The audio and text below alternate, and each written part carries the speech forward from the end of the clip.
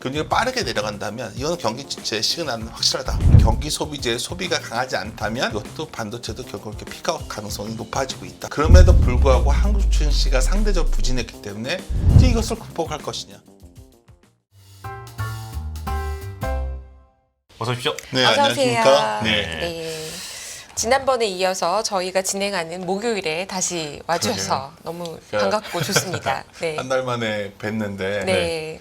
뭐 제가 이제 방송하는데 아주 많이 가지 않으니까 대략 이런 얘기를 하고 왔었을 것 같아요. 그때쯤이면 첫째는 금리 인하할 것 같은데 네. 이것이 결국 내포하는 건 경기를 의미하기 때문에 경기 침체에 대한 선제적 대응일 것이다. 비컷을 한다면 혹시나 한다면 가능성도 있는데 이건 안 좋은 신호다. 이런 말씀을 드렸을 것 같고요. 네. 계속 반복해서 했던 말이니까 올해. 네. 두 번째는 아마 김열매 의원님이랑 얘기했던 것 같은데 반도체 피크아웃 가능성. 네. 그래서 한국 증시가 상대적으로 부진할 것이다. 네. 근데 공교롭게도 한 달 지난 시점에 오늘 왔더니 일단 연준이 비컷을 했음에도 그렇지 않다. 파월이 그런 말을 하고 있다는 거, 그거에 대해서 어떻게 이걸 해석해야 될까 이걸 네. 말씀드리고 싶고 예. 두 번째는 더 중요한 거겠죠. 결국 이게 반도체가 돌아섰는데 그러니까 한국 증시가 선방을 하는데 한국 증시가 나름대로 선방을 했다는 거는 미국 일방적인 시장에서 벗어난다는 의미도 되는 거거든요. 그 가능성이 정말 있는 것인지 네. 그런 얘기를 한번 주저리 얘기를 드리려고 합니다. 그러면 아, 이제 네. 처음 그림은 아마 저번에도 보여줬던 핵심적인 그림인데 PPT죠. 그렇죠. 네.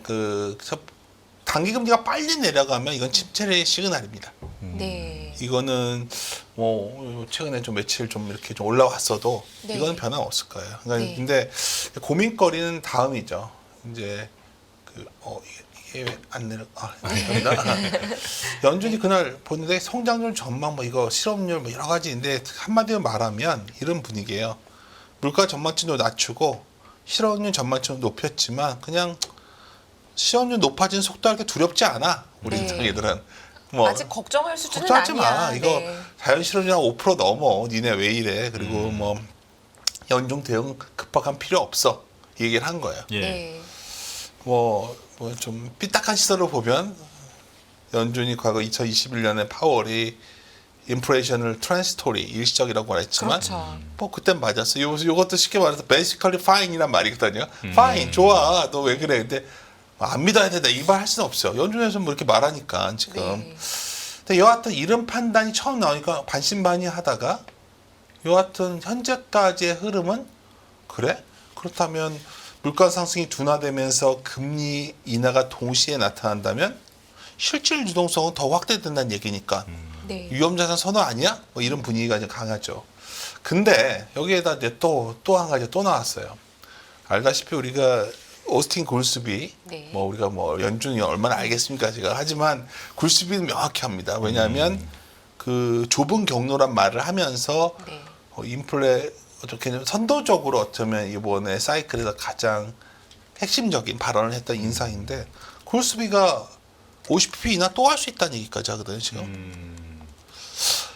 그러면 과거 사례를 또 얘기할 수 있어요. 과거에 이랬으니까 이랬을 것이다. 우기는 것 같지만 네. 그래 50pp를 여러 번 인하해? 뒤에는 실업률 급등이 항상 따랐었거든요. 그래서 네. 이 의심을 하다 보니 뭐 저는 뭐 새벽까지 FOMC 할 때 보지 않습니다. 근데 아침 기사를 보면 파월한테 계속 물어본 것 같더라고요. 너 경기 침체 맞아? 아니야 경기 침체 아니야? 막 이렇게 물어보니까 네. 보셨을 것 같은데 네, 여기서는. 파월한테 계속해서 질문이 기자들이 네. 비하인드라는 단어를 쓰면서 네. 니네가 지금 하는 게 비하인드 아니야? 비하인드 아니야? 이 질문을 늦은 거 아니야? 늦은 거 아니야? 이 질문을 반복해서 했습니다. 근데 사실 이게 더 웃겼던 거는 이거는 50pp 이하 정도면 피벗이거든요. 그러니까 정책을 전환한 거겠죠. 네. 시장에서 정책 전환으로 본다는 거는 결국 인플레에서 어쩌면 그 경기치 리세션의 대응으로 정책 전환되는 걸로 해석해야 되는데 네. 새로운 단어를 끌고 나왔어요. 파월이. 발음이 맞는지 리컬리브레이션인가? 캘리브레이션. 네. 그래서 제가 이제 영어가 짧은 데다가 행소해서 근데 대략 뭐 기사를 봤더니 9차례 10차례 이거를 반복해 얘기를 네. 하더라고요. 네. 쉽게 말해서 정책 전환이 아니야 이건 정책 재조정이야. 현재까지 이것을 연준이 믿고 있는 것 같고 믿으니까 말을 하겠죠. 주장을 네. 하고 있는데 제가 보기에는 과연 이게 뭐가 바뀐 건가? 여러 가지 의심이 있어요. 그 근거를 좀 말씀드리려고 하는데 뭐 이런 거야 뭐 중요 데이터는 아니고 여하튼 누가 뭐래도 계속해서 이제 ISM 지수를 볼 수밖에 없을 것 같아요. 네. 왜냐하면 가장 직관적이고 또 매달 나오니까 편해요. 네. 그리고 세부 항목들이 있어서 잘 보시면 그래도 주식시장 투자자라면 가장 유용한 데이터 중에 하나인데 여하튼 제조업은 완전히 부진에 가 있고요. 서비스업은 좋다. 여기까지는 제가 알겠어요. 근데 이제 이 인하 사이클의 차이예요. 과거에 이렇게 침체 음영 들어갔던 시기 금리를 내리면서 네. 내려도 안 들어갔던 데가 여기가 있었잖아요. 여기 네. 95년 이걸 다 금리를- 인슈어런스 컷이라고 하고 그렇죠. 이것도 인슈어런스 컷이라고 하죠. 95년. 네. 95년 7월에서 96년 2월 98년 9월에서 99년 2월 1월 네. 그럼 그때 흐름을 잘 보면 이런 흐름이 있었어요. 95년 7월에는 기준준이 인상 전인데 사실 시장 금리가 더 높았었어요. 네. 그리고 인하하면서 계속 높게 있다가 짧게 끝나고 나니까 바로 금리가 치솟았죠. 네. 여기서 이제 추론을 해보자는 거죠. 95년에 어떤 일이 있었나 봤더니 네. 여하튼 금리가 별로 안 빠지고 금리가 올라가는구나. 98년에도 이랬죠. 물론 이거는 좀 높이에 있다였지만 빠르게 회복이 돼서 올라갔어요. 네. 나머지 경기 침체가 왔을 때의 특징은 금리가 이게 바로 회복을 못하고 시장 금리가 흘러내린 거죠. 그렇네요. 네.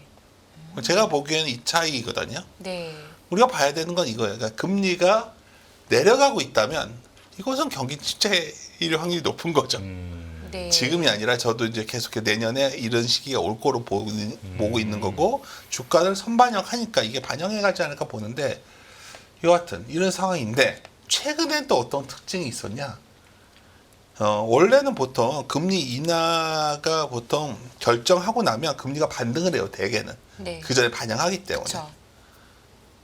채권 금리가 반영을 그렇죠. 하죠. 근데 네. 지금 올해는 대개는 이렇게 붙어 있다 내려오는데 이번에 아예 내려와 있었어요. 이렇게 시장 금리가 이미 기준금리가 여기 있잖아요. 지금. 네. 과거에는 좀 비슷하게 있다 내려왔는데 이번에는 아예 떨어진 상태로 있다는 거죠. 네. 그러니까 이게 뭐 저 다른 상황이다 여러 가지 얘기도 하고 하겠지만 네. 본질적으로는 금리 시장 금리가 상당히 내려가는 사이클로 갈 확률도 매우 높아 보인다는 거예요. 기본적으로. 저 여기서 질문 하나 드려도 예. 될까요? 이게 이제 그 파월 의장이 리캘리브레이션이라는 단어, 그러니까 재조정을 해야 된, 재조정하는 거다 이거는 네. 기준점을 다시 잡는다는 의미잖아요. 그쵸. 기준점을 다시 잡아야 된다는 게 사실 코로나로 인해서 제로 금리가 너무 비정상적이었고 또 뭐 각종 지정학적 문제까지 겹쳐서 물가 상승이 너무 심하게 나와서 5%대의 금리가 기준금리가 또 이 또한 비정상이니 0%든 5.5%든 다 비정상이니까 네. 우리는 재조정하는 적정 금리를 찾는 과정이기 때문에 네. 과거랑은 다르다라고 주장하는 이게 그런 의미 정확히 아닐까요? 지적하셨어요. 네. 과거와 다르다는 말을 계속 하는 거죠. 네. 지금 과거와 비슷하다면 이번에 비컷이 왔을 때 논란이 없었겠죠. 경기 안 좋아지. 그러니까 당연히 이 논란이 있고 네. 과연 예를 들어서 이런 거죠. 장단기 금차 역전도 너무 오랫동안 이번에는 그 격차도 너무 컸었거든요. 그러니까 이게 정상이냐 비정상 아니냐. 네. 근데 이제 제가 항상 뭐 생각하는 거는 뭐냐면 큰 본질적인 거는 잘 안 변한다는 거죠. 일단 중요한 건 금리가 내려간다는 것의 의미를 뭐 그런 여러 가지 비정상의 정상화도 있겠지만 여하튼 이후에 그런 경기 부분이 흔들리면서 내려갈 때는 금리가 돌아서 확 올라오지 못한다는 거죠. 네. 한번 그러니까 제가 드리고 싶은 요지는 다시 미국 금리가 확 올라올 가능성 별로 안 보이거든요. 그렇게 본다면 물론 이런 정상화되는 과정에서의 좀 더 균형이 찾아가는 과정이 있을 수도 있겠지만 본질은 다르지 않을까. 제 생각은 그렇습니다. 네. 그러면 이제 뭐가 다르지 않을까 생각했을 때 드는 거는 금리가 높은 거에 대한 경기 침체가 별겁니까? 그냥 힘들어진다는 거죠. 근데 연체율도 보면 뭐 다들 별거 아니라 하시는 분들도 있지만 아까 이건 그냥 드러난 데이터잖아요. 상당히 올라오고 있거든요. 제가 그렇게. 그렇죠. 예, 네. 연체율도 올라왔고 이 최근에 이제 이런 말을 해요. 이게 뭐 미국의 가계는 문제가 없어. DSR 다 얘기하잖아요. 부채 상환 비율이 문제가 없다.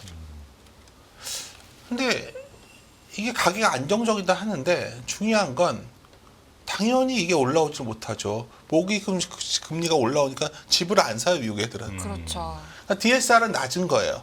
여기서 봐야 되는 거는 얼마나 이자에 돈을 많이 쓰냐, 내가 부담이 되냐를 봐야 될 거 아니에요.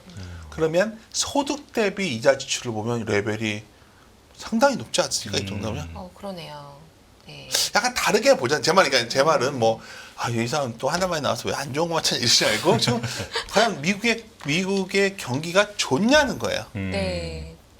좋은 거냐. 좋다는 거는 소비가 마음껏 할 수 있고, 뭐 고용 보는 것도 그러고, 기업들 투자를 마음껏 하는 이런 상황이냐. 보면 그렇지 않은 것 같고, 고용도 잘 보면, 뭐 컨센서스 상회하니 하회하니 하지만 여하튼 컨센서스가 잘 안 나오기 시작했고, 고용이. 뭐 더 중요한 건 내려온다는 거죠. 방향. 네. 잠정치 발표한 이후에 실제 그쵸. 발표하면 수정치가 계속 내려가고 있는 거죠. 네. 그렇죠. 정확히 지적을 하셨고 네. 전월 대비도 계속 내려가고 있죠. 더 네. 중요한 건. 추세적으로 그러니까 이거가 지금 레벨이 그냥 안 좋냐 물어보면 안 좋지 않죠. 코로나 전 수준의 그렇죠. 괜찮은 때 근데 수준이죠. 근데 이 흐름이 뭐냐 물어본다면 그걸 또 아까 그 의원님 말씀하셨으니까 균형을 찾는 과제로 볼 수도 있죠. 이것도. 네, 너무 그쵸. 크게 과거에 변한, 네. 구인 구직비율 보면 1.4까지 갔었으니까 뭐 2까지 갔었나? 2까지 갔었죠. 네. 그러니까 뭐 상상을 초월 옛날에 뭐 1만 나와도 그랬었으니까. 잘한다 그랬는데. 그러니까 근데 그렇게 해석을 하기 시작하면 그러면 이제 모든 건 다 영원히 우리 좋은 상황일 수밖에 없는. 그러니까 제가 봤을 때는 뭔가 고용 쪽에서도 뭔가 약화되고 있는. 네. 세에서 내려오고 있는 게 나오고 있고 뭐 소득 대비해서 이자 지출은 이렇게 올라오는데 세금도 많이 늘고 한마디로 먹고 살기 미국 애들도 빠듯해지고 있다는 거고 네. 이걸 보여주면 왜 미국만 보이냐 그러는데 우리나라도 똑같을 거예요. 똑같죠. 예, 이게 그러니까 가게가 할 수 있는 여력이 이런 거죠. 지금보다 내년이 안 좋아질 거라고 보는 거예요, 저는. 네. 그러니까 경기가 근데 안 좋아지는 것까지는 맞지만 어떤 분들은 그게 경기 하강이지 아니야 아주 얇은 소프트 랜딩 연착륙이 하지만 저는 그건 모르겠다는 거야. 네. 보통 하강이 시작되면 사람들이 지갑을 닫기 시작하면 어느 날부터는 막 지갑을 확 쟁여매는 이런 상황도 가기 때문에 그래서 이제 제가 가끔 말씀드리는 게 저 자신은 이제 주가 측면에서 일을 해왔기 때문에 네. 항상 드는 생각이 소비의 형태가 어떻게 되냐가 매우 중요한데 이건 섹터 전략도 연동될 수 있어요. 네. 사실 경기가 안 좋아져도 소비가 안 주는 거가 있어요. 필수 소비재예요. 그렇죠. 밥은 음식료, 먹어야죠. 네. 화장품 뭐 이런 거. 라면. 그렇죠. 네. 근데 경기가 안 좋아지면 소비가 죽는 게 있어요. 옷. 의류. 의류, 네. IT 뭐 기기, 네. 자동차. 자동차. 그러니까 여기서 뭐냐면 화장품은 필수재예요. 네. 경기가 안 좋아져도 그런가요? 네, 필수재예요. 화장품 필수제예요. 이거 모르셨죠? 제가 항상 네. 웃으면서 주니어 에너지스트한테 재미로 얘기를 하는데 네. 필수 소비재예요, 그거는. 근데 네. 이제 제가 드리고 싶은 요지는 경기라는 건 결국 경기 소비재가 경기의 사이클을 보통 나타내요. 그러면 우리가 상식적으로 경기 소비재가 수요가 좋다는 알 수 있는 것은 시장에서 직관적으로 알 수 있어요. 그게 뭐냐면 판매가를 보면 알아요. 네. 소비가 좋으면 판매가를 올려요. 네. IT가 신제품이 나오면 매우 가격을 올려도 사람들이 소비 여력이 있으니까 막 사는 거고 자동차도 그렇고. 그런데 요즘 보면 그런 새로운 애플 폰이 나오고 해도 다 단가가 안 오르지 않나요, 지금? 생각보다 잘 안 팔린다고 하더라고요. 아이폰 16이. 그러니까 경기가 뭐냐는 걸 자꾸 우리 같이 고민해 보자는 거예요. 그러니까 경기 소비재가 견조하면 대체로 침체는 피했었거든요. 네. 근데 경기 소비자가 견조하냐에 대한 질문을 던져야 될 시점이에요. 이거는 포트폴리오 적다 전략도에도 연동이 되는 건데 제가 보기엔 최근에 그것이 결국 내가 얼마나 가격을 전가할 수 있냐의 전쟁인데 이 고민들이 커지고 있는 것이 아니겠는가. 그러니까 좀 지나면 이제 사람들이 옷도 가성비 높은 옷으로 입고 뭐 이러지 않을까. 뭐 그런 고민이 있기 때문에 저는 경기는 식어가고 있고 금리도 그 방향을 쫓아갈 확률이 여전히 높아 보인다는 게 생각을 갖고 있어요. 근데 여기까지는 그 얘기인데 우리나라는 어떤 상황이냐. 우리나라는 미국이 산업생산이 주춤하면 한국 수치는 부진해요 그냥. 네. 아까 제조업 PMI에서 뭐 소비가 참 중요한 거라고 생각하시지만 네. 미국에 이제 공장이 돌아야 돼요 사실. 근데 우리나라가 지금 최근에 미국이 좀 플랫인데 이게 올라오면 좋아지겠죠 지금. 네. 이건 고민스러운 상황이에요. 그러면 우리 국내를 딱 보면 이제 오늘 진짜 반도체가 확 치었는데 네. 그렇죠. 저는 저번 달에 기억나는 거는 김열미 위원님이랑 그 미국 IT 엔비디아를 그 얘기랑 IT에 관한 네. 저한테 이게 맞는 말이십니까 하는 질문을 던졌고 네. 저도 뭐 궁색하나마 제 생각을 말씀을 드렸는데 아니 정확하게는 저도 대표님 의견에 대체로 다 네, 동의를 그래. 하는데 그 닷컴 버블 당시 95년부터의 맞아요. 예. 닷컴 버블하고 버블이 한번더 지금을 있었다. 네 마지막에 불꽃이 한 번 더 있었다. 치고 올라갔다고 하셨잖아요. 그래서 그렇죠. 그 마지막 불꽃이 혹시 남아 있는 거는 아니겠습니까? 라는 질문을 제가 드렸었죠. 사실 제가 아까 경기 관련 소비자 얘기를 해버렸잖아요. 네. 그게 IT예요 사실은. 그게 잘 팔리면 AI 노트북도 잘 팔릴 거고 AI 폰도 팔릴 거고 그러면서 어떻게 보면 IT가 수출이 잘 돼야겠죠. 네. 근데 저는 소비가 약하다 생각을 하니까 그게 되겠나 생각을 하는데 여하튼 오늘 마이크로 테크놀로지 실적 전망이 나오면서 여러 가지 고민을 가져왔어요. 근데 여기서 이제 포인트가 뭐냐? 우리 증시를 뭘 봐야 되냐?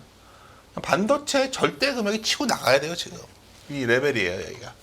이거 되게 간단한 데이터거든요. 네. 간단한 데이터인데 제가 거의 최근월까지 넣어놓은 건데 이렇게 선 하나 거놓은 거잖아요. 이걸 넘기가 참 쉽지 않으니까 거놨겠죠 제가. 여기까지 목에 차 있는 거였어요. 그럼 지나고 나면 보통 이게 피크아웃이 나왔었어요 반도체는. 근데 이게 아니면 새로운 수요가 생겨서 나와야 되는데 뭐 이런 기대들을 좀 하시는 것 같아요.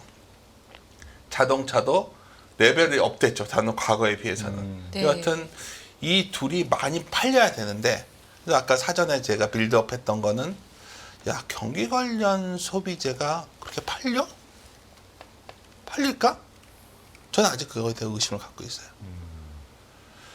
여기다가 이제 이걸 벗어나는 거는 결국 우리가 소위 성장을 정당화하는 그런 주가 상승을 정당화하는 기술력인데 정말 AI는 저도 놀랄 때가 많아요. 그러니까 막 이게 정말 얼마 쓰이겠어 하다가 또 어쩔 때 또 해보면 좀 놀랍고 네. 저도 왔다 갔다 마음이 합니다. 이거 제가 근데 다시 말씀드리지만 M7 이외의 종목으로 막 확산되려고 하다 보니까 M7이 좀 주춤해도 나머지가 주가를 버티는데 미국이 S&P 500 고점을 넘어가잖아요. 나머지들은 이렇게 또 의미 있는 게 아니거든 지금. 수익 증가로 본다면. 네. 그래서 저는 내년쯤이 되면 이런 컨선 하향에 대한 것들이 계속 반영해가는 시기. 컨센서스 예, 맞아요. 말씀하시는 거죠. 그렇죠. 네. 예. 그러니까 애널리스트들의 실적 추정치가 하향 될 그러니까 것이다. 이번에 왜 M7이 못 치고 나갔냐? 네. 3분기 이후에 툭 꺾였거든요. 네. 미국에서도 흔들렸고 그때 올라온 거는 실질적으로는 S&P 500개에서 M7 7종목 빼면은 493 종목, 493 종목에 소위 이거는 좀 올라왔단 말이에요. 그래서 사람들이 네. 이쪽으로 주가가 좋았지만 미약하다는 거죠 이게 지금. 네. 사실 근데 여기서 고민이 돼요. 솔직히 말하면 미국이 이런 식으로 가게 되면 한국도 약간 소외되어 있었으니까 되는 거 아니야? 이런 기대들을 하는 사람들이 늘어나겠죠 지금. 네. 그럴 수 있죠. 그러면 한국 증시 하면 뭐가 떠오르냐면 저는 2018년을 못 잊어요. 그러니까 매크로한 사람들의 단점이면서 동시에 장점이 되는 거예요. 그런 사건 현장에 전화를 받아봤거든요. 기자님들이 전화해가지고 오늘 왜 빠졌냐 왜 올랐냐 물어보니까 2018년 7월이 제가 7월달에 생일이거든요. 근데 그때 웃겼어요. 6월달에 시진핑이 막 미국 물건을 막 사주겠다고 막 화해 제스처를 하는데 트럼프가 그냥 노해버리고 7월달에 대중 25% 관세 그냥 떼어버리거든요. 네. 지금이야 뭐 이렇게 쉽게 생각하죠. 그 전까지 우리 중국이 세계 경제를 이끌고 있었다니까요. 중국이 세계 교역량을 늘리면서 하다가 이게 뭐지 했는데 이게 2018년 이후 100으로 여기 100으로 놓고 보면 주가가 어떻게 됐죠? 이때 이후에 상해 주식은 이러고 앉아 있고 한국은 이러고 있고 니케이는 이렇게 올라간 거예요. 그러니까 제가 뭘 말씀드리는 거냐면 공급망이 재편되는 과정에서 그 다른 말로 하면 중국이 배제되는 과정에서 한국 증시는 상당히 이제 힘을 잃은 상황이다 지금 현재. 근데 이것을 그러니까 우리 증시가 위로 올라갔다 얘기는 다른 말로 하면 이게 환경이 바뀌어야 되는 거 아니냐는 저는 생각을 기본적으로 갖고 있거든요. 근데 아직까지 뭐 현재 선거에서 해리슨, 트럼프는 뭐 전혀 변화의 모습을 보이지 않고 있어요. 네. 다만 최근에 중국이 좀 반등을 하면 우리 증시에 긍정 요인은 있는 거죠. 근데 이 정도를 보시면 딱 느끼겠지만 중국은 22년 이후에는 이렇게 안 좋아지고 있었어요. 네. 의외로 사람들이 잘 놓치고 있는데 이거는 코로나 이후에 특히 2018년 이후부터 갈라지기 시작해서 이때부터 네. 코로나 이후에 가속화되기 시작한 상황이에요. 그러다 보니까 지금 우리나라는 뭐 화장품도 그렇고 다 뭐 중국발 모멘텀 있는 건 다 전사했는데 여하튼 중국 모멘텀은 상당히 부진한. 전체 고용량은 그 수출량은 뭐 줄지 않았지만 뭐 이거는 완전 히 교체된 상황이고 그렇죠. 이걸 왜 보여드리냐면 이게 참 웃긴 거예요. 그러니까 중국의 수출 증가율로 보면 우리가 이쪽에 수출 증가가 안 나오는 거죠. 그러니까 수출액 자체가 안 나오는 거예요. 중국 쪽으로. 절대 금액 자체가 그렇죠. 급감했죠. 그러니까 이게 지금 왜 계속 뭘 말씀하면 지금 보시면 시장의 PBR 뭐 밸류부터 온갖 얘기를 하는데 중국 익스포저 높은 기업들은 밸류가 회복이 될 수가 없다는 거죠. 제 네. 말은. 지하로 가 있죠. 그렇죠. 네. 이거를 계속 말씀드리고 이쪽으로 굳이 눈을 돌릴 필요는 안 보이는 상황이다 드리는 거고 사실 여기에 좀 고민스러운 게 하나 보여드리는 게 뭐 반도체도 있지만 많은 투자자분들이 배터리를 보는데 설비 가동률을 보면 야 이게 지금 딱 보시기에도 설비 가동률을 보면 이거 최근까지 다는 거예요. 이게 우리나라 맞습니다. 가동률이에요? 네. 오, 저는 옛날 몰랐네요. 이 사실시가 정도. 딱 뭔지 네. 아시겠죠 지금. 네. 그러니까 주가는 반등을 해도 그러니까 저는 오늘 주가가 올라와요 며칠 그럼 이제 보는 거죠. 네. 그럼 뭐 아날리스트 한 게 별거 그러니까 데이터 디파트먼트하게 보는 습관이 있으니까 반도체도 사실 가동률이 좀 그런 상황이었는데 네. 멈칫멈칫하고 있었단 말이에요. 근데 이거는 이게 배터리가. 이렇게 올라올 거냐는 거에 대한 고민 지금. 그러니까 물론 주가 많이 빠졌으니까 돌아서겠지만 그만큼 그러니까 계속해서 이것도 관련된 전기차부터 이런 경기 관련된 소비재가 많이 팔려야 이게 가동이 올라오지 않겠어요? 네. 아주 쉽게 말해서. 네. 근데 잘 안 보인다는 거예요, 제 말은. 우리 기업을 들어가도. 그래서 근데 문제는 이런 거예요.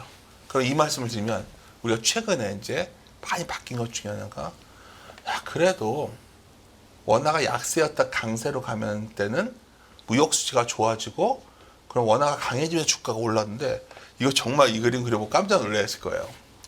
옛날에 무역 수지랑 원달러 환율 흐름이 이렇게 비슷했거든요. 네. 이때 이후에는 환율이 약 강해지지 못해요. 무역 수지가 이렇게 좋아져도. 그러니까 무역 수지가 뭐 개선이 된들 원화가 강해지지 않는다는 거죠. 이 기간 동안에 달러가 강해진 그것도 있죠. 부분도 근데 조금 더 들어가 보면 네. 경사전 개정 빼고는 다 달러에 유출되고 있었던 거예요. 네. 그러니까 이거를 뭐 때문에 그런지 모르겠지만 지금 우리 증시를 이렇게 선호하지 않는다는 거죠. 우리의 뭔가 투자를 여기 외국인 직접 투자 계정 뭐 한마디 계정 이런 것들은 다 빠져나가고 이런 흐름이 나오고 모든 부분에서 달러가 유출되고 있다. 그게 혹시 한국인 투자자들의 서학개미라고 얘기하는 뭐 그거 해외 포함이죠. 투자도 네, 꽤 그러니까 크지 제가 여기서 않을까요? 네. 제외한 모든 부분이라는 건 다 포함한 걸 말씀드리는 거예요. 네. 그러니까 어떻게 했던 간 이거 다 더 떠나서 우리가 왜 이런 고민들 하시잖아요. 뭐 네. 왜 미국 증시도 그렇고 유럽 증시 저렇게 경기 지표 안 좋은데 올라가는데 우리 왜 그래 물어본다면 이게 여기에 매력을 안 느끼고 있는 거죠 지금. 근데 사실 이거에 더 본질적으로 심한 데가 중국이더라고요. 네. 중국은 그냥 달러 유출이 상당히 급격히 진행되고 있고 아까로 돌아가 볼까요? 결국은 2018년 이후에 미국과 중국이 갈라지는 과정에서 우리는 수출도 잘 안 된 것도 있지만 이러한 소위 투자 쪽에서도 뭔가 기스가 나 있는 거구나 지금. 네. 그러니까 이걸 말씀 왜 드리냐면 그렇지 않고는 삼성전자 설명이 안 돼요 잘. 삼성전자가 좋은 건 아니지만 뭔가 우리나라에서 그거를 뭔가 우리나라에 대한 어떤 그 그레이드가 내려간 것이 아니고서는 저는 그런 합리적 의심을 하고 있어요. 그래서 일단 이러한 흐름들이 계속 진행되고 있는데 질문을 더 우리가 그러면 최근에 이제 어떤 말들이 나오냐면 미국이 좀 쉴 때 한국이 아주 강하게 돌았을 거야 주장하는 분들이 꽤 늘어나더라고요. 네. 이런 환경이 바뀌었나요 지금? 딱히 바뀐 게 안 보이고 있죠. 그렇죠. 제가 궁금한 건 그거예요. 네. 저도 뭐 오리진 씨가 그래도 그러니까 우리나라는 좋아야 박스피란 말을 계속 제가 드리는데 참 이게 딜레마인 거예요. 펀드멘탈을 보면 많이 빠질 수도 없고 올라가려고 하면 이런 여러 요인들이 계속해서 억누르고 있는 상황. 사실 저는 증권사의 임원이고요. 국내 주식 많이 해야 저희가 좋은 사람이에요. 제가 요새 굳이 뭐 이런 얘기를 하겠어요. 근데 이제 현실은 여기 방송 와서는 그냥 저도 애널리스트였기 때문에 저는 데이터를 보면 참, 야, 이게 데이터가 생각보다 되게 묘하게 돌아가고 있다를 느껴가고 있어요. 그 증거가 뭐냐? $1랑 위안화랑 거의 같이 움직여요. 네. 아니, 그러니까 이게 지금 한강대수 따지면 거의 0.8이 넘더라고요. 이게 참 중국이랑 많이 갈라져 있는 것 같은데도 왜 이런 평가를 받는지를 제가 잘 모르겠어요. 그래서 이런 부분들이 우리 시장에 그러니까 뭘 말했던 거냐면 오리준 씨가 독자적으로 부진했다 그래서 확 벗어날 가능성이 있는가에 대한 질문은 사실 뭘 던져야 되냐면 중국이 글로벌 시장에서의 평가가 바뀌었는가로 연결돼야 된다 봐요 저는. 네. 그렇다면 며칠 전에 중국의 부양책이 어떤 평가를 해주냐는 우리 증시에도 영향을 주겠죠. 긍정적인 흐름이 나왔지만 이게 지속 가능한 긍정적 효과로 올 것이냐를 한번 고민해야 되지 않을까요? 네. 그 정도 강도인지 이거 판단하려면. 국내로 좀 좁혀서 보면 이것을 다 이겨내려면 우리가 이익이 좋아야 되는데 컨선도 우리도 떨어지고 있다. 그래서 결론적으로 참 맨날 똑같은 그림 가져와서 그런데 이거 오랫동안 저희 원래 퀀트가 썼던 그림이고 뭐 신주호센터한테 쓸 거고 다 쓰는 그림인데 제가 참 이 그림 그릴 때마다 느끼는 거예요. 이때는 뭐 다른 IFRS 때문에 내려온 부분이 있고 ROE가 네. 이 ROE를 확 돌릴 만한 뭐가 나와줘야 되는데 안 보여요. 그럼 우리는 올라가면 한 배가 2,859거든요. 네. 근데 하여튼 내려오면은 위척 상황 같은 0.85배 정도면 멈추더라고요. 이 정도 레벨의 박스피가 계속해서 유지되고 있고 문제는 내년이에요. 내년이 되면 ROE가 내려갈 거예요. 드디어. 네. ROE가 내려갈 때는 항상 하단이 한번 열리거든요. ROE가 왜 내려가냐? 그 우리나라 이익 증가율 속도, 그다음에 OECD 선행지수 뭐 이런 것들 여러 가지를 종합해서 모델링 해보면 내년 이게 꺾인단 말이에요. 그럼 내년 상반기는 이거에 대한 위험이 커지는 구간이어서 제가 이제 그 얘기를 드리는 건데 당장은 박스핀 유지될 거라 보고 있고요. 그럴 때 희망 요인이 뭐냐? 네. 어제 뭐 밸류 갖고 별로라고 하지만 저는 그래도 시장의 기대는 하나예요. 결국 우리 증시가 바뀌어야 되는데 특히 얼마 전에 진짜 진지하게 식사 자리에서 누구랑 얘기하면서 했던 얘기인데 우리나라에서 제일 문제는 상법 개정이거든 제가 봤을 때는. 왜냐면 이 사회에서 회사의 이익만 하게 돼 있으니까 이게 문제가 있다. 주주 이익이라는 단어. 이게 원래 가버너라는 게 지배구조라는 단어 잘못된 거고 의사결정 구조에 관한 얘기가 돼야 되는 거예요. 기본적으로. 그래서 그러한 근데 최근에 놀라운 현상은 드디어 상법상의 이사회의 의무에 이것이 넣겠다는 의견이 나온단 말이에요. 네, 지금. 맞아요. 그래서 제가 뭐 다른 모르죠. 저는 만약에 상법이 개정되면서 이 안이 들어간다면 저는 국내 주식에 제가 부동산 좋아하거든요. 그냥 상당히 투자를 할 거예요. 그때 만약 회사를 제가 관둔 상황이면 나이가 들었을 때인데 왜냐하면 이걸 보여드릴게요. 한국은 시가총액과 지수의 괴리가 이렇게 커요. 네. 이건 뭐냐면 종목 수만 늘어났다는 거예요. 네. 그렇죠. 수익률이 못 따라줬다는 얘기예요.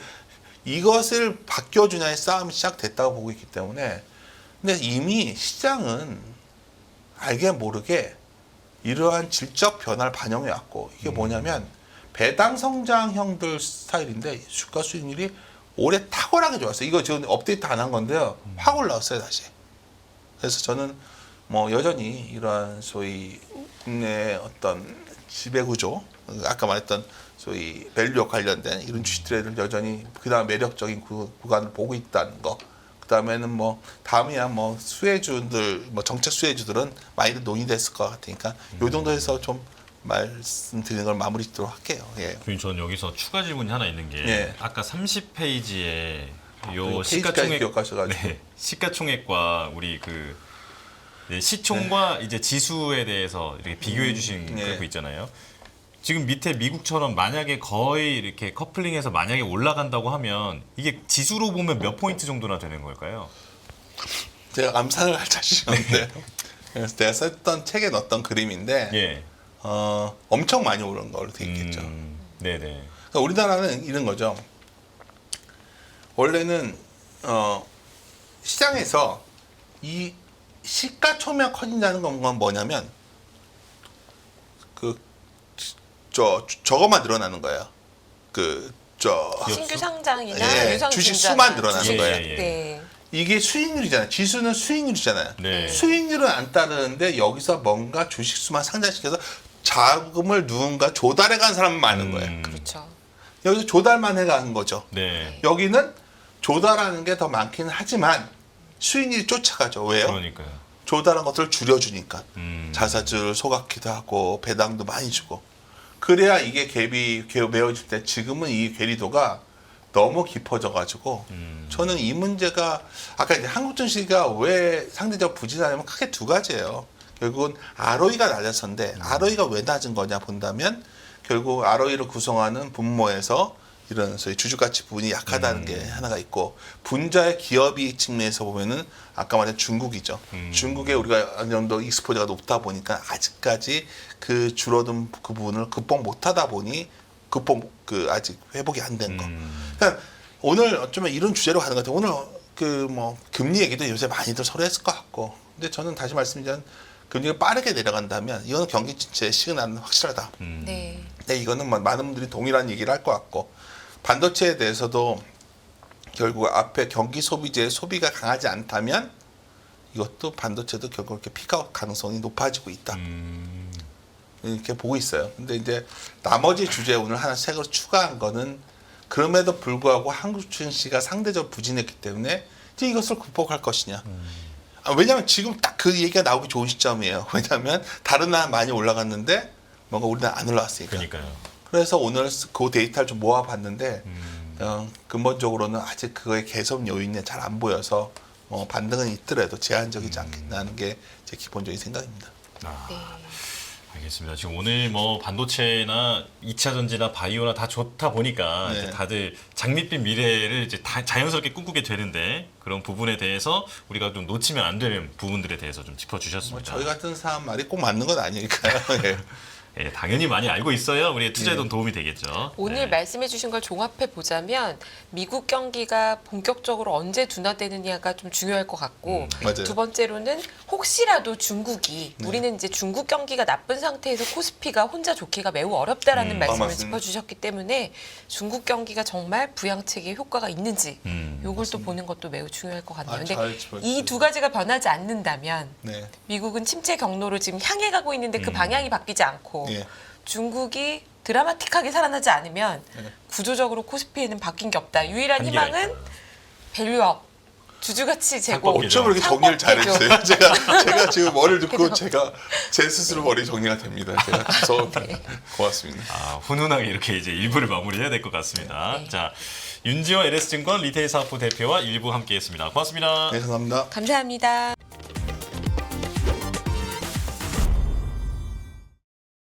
안녕하세요. 유승입니다. 더 많은 영상을 보고 싶으신 분들은 화면 오른쪽에 있는 구독 버튼을 눌러주시기 바랍니다. 그리고 영상을 보시면서 좋아요는 필수인 거 아시죠? 항상 인포맥스 라이브를 사랑해 주셔서 감사합니다.